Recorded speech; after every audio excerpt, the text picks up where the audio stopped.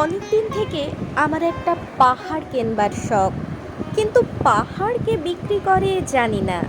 যদি তার দেখা পেতাম, দামের জন্য আটকাতো না। আমার নিজস্ব একটা নদী আছে, সেটা দিয়ে দিতাম পাহাড়টার বদলে। কেনা জানে পাহাড়ের চেয়ে নদীর দামই বেশি।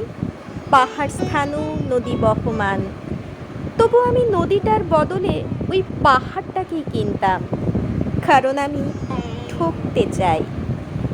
নদীটা অবশ্য কিনেছিলাম একটা দ্বীপের বদলে।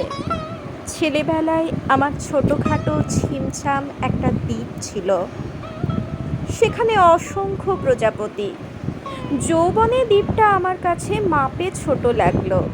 প্রবহমান ছিপছিপে তন্বী নদীটিকে বেশ পছন্দ হলো আমার।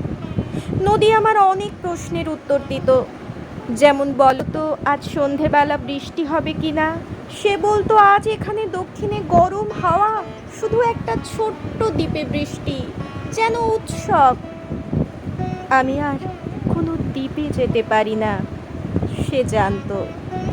সবাই জানে শৈশবে আর ফেরা যায় না।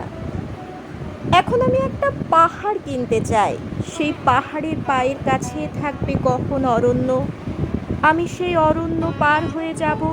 তারপর শুধু রুক্ষ কঠিন পাহাড়, চূড়ায় মাথার খুব কাছে আকাশ, নিচে বিপুলা পৃথিবী, চরাচরে তীব্র নির্জনতা। আমার কণ্ঠস্বর সেখানে কেউ শুনতে পাবে না। আমি ঈশ্বর মানি না, তিনি আমার মাথার কাছে ঝুঁকে দাঁড়াবেন না।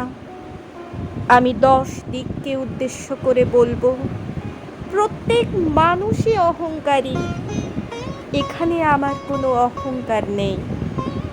এখানে জয়ী হবার বদলে ক্ষমা চাইতে ভালো লাগে।